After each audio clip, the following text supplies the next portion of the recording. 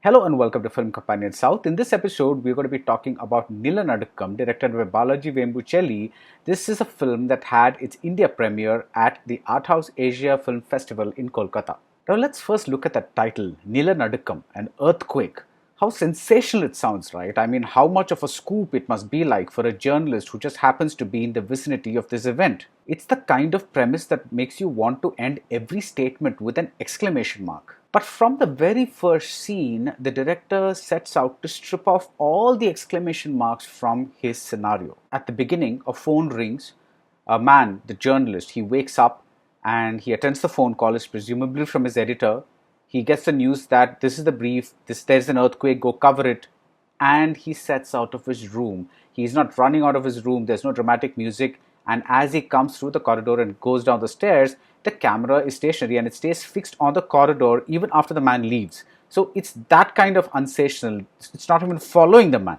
Now, Rajiv Anand plays the journalist who remains unnamed, and this is deliberate because he is an everyman who's seeking his big break in his career. And Nilanadukam is an every story that is about what happens when everyday events are transformed into Richter-shattering scoops by the media. The earthquake of the title, therefore, is both a metaphor as well as an actual calamity. Now, a journalist says, this sort of thing, it has left many people dead, a village has been destroyed, therefore it could feed a news cycle for many, many days. Another journalist is overheard telling his boss that he's the first on the scene, and he's so proud that he was there on the scene, he sounds as if he's won an Olympic medal. And he probably has, because this is a race for ratings. But as sensational as all this sounds, this is not the obvious kind of media satire. It is very low-key and very abstract, and that's what makes it so fascinating. What if you went in search of a story and did not find one?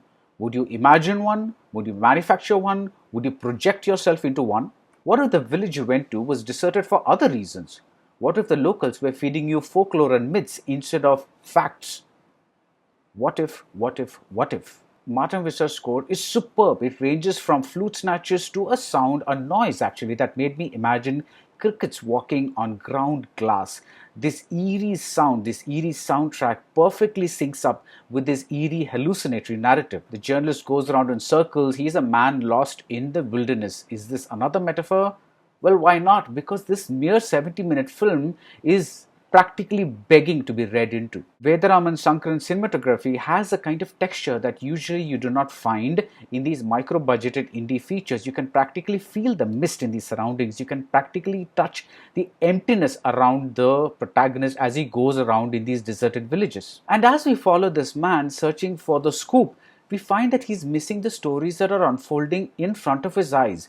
When he's not finding something, why not report what's right there? Why not, for instance, look at all the houses that have the two leaves, Irate sign in front of them, they're painted in front of them, and yet these people keep complaining that the government does nothing for them. But this is the real question, right? Who will watch such a story? And if you did a report and nobody actually saw that report, did the event actually occur? Nilanadukam is part media satire, part media horror movie, and an all-out original.